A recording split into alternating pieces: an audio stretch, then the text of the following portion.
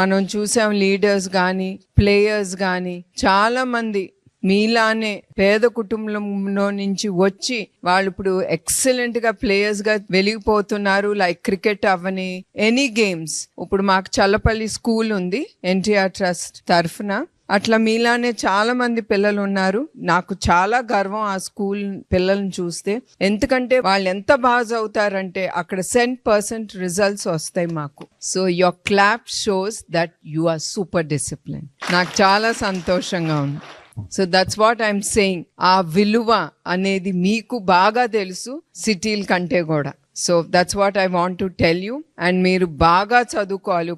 ఇప్పుడు మన నాయకుడు నందమూరి తారక రామారావు గారు ఉన్నారు. పొద్దునే చాలా పేద కుటుంబం నుంచి వచ్చారు. ఆయన పొద్దునే పాలు పిండేవారు మా తాతగారు. ఆయన తీసుకుని సైకిల్ కి కట్టుకుని ఆ క్యాన్లన్నీ ఇంటింటికి వెళ్ళి పాలు అమ్మి ఆ డబ్బు మళ్ళీ ఆ తండ్రికి ఇచ్చేవారు. ఆయన తండ్రికి మళ్ళీ టైంకి స్కూల్కి వెళ్ళేవారు. అట్లా ఆయన చదువుకుని కష్టపడి పైకొచ్చిన వ్యక్తులని చంద్రబాబు నాయుడు గారు కూడా చాలా చిన్న కుటుంబం నుంచి వచ్చిన ఆయన 7 కిలోమీటర్లు నడిసేవారు. వాళ్ళ అమ్మగారు క్యారేజ్ కట్టినప్పుడు ఆ క్యారేజ్ తీసుకుని ఆయన నడుచుకుంటా కాలేజ్కి స్కూల్కి వెళ్ళేవారు, గవర్నమెంట్ స్కూల్కి.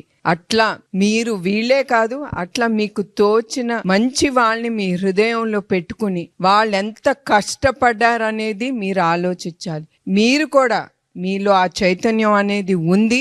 ఎస్, నేను చెయ్యగలను అనేది మీలో రావాలి, మీ అందరిలోనూ.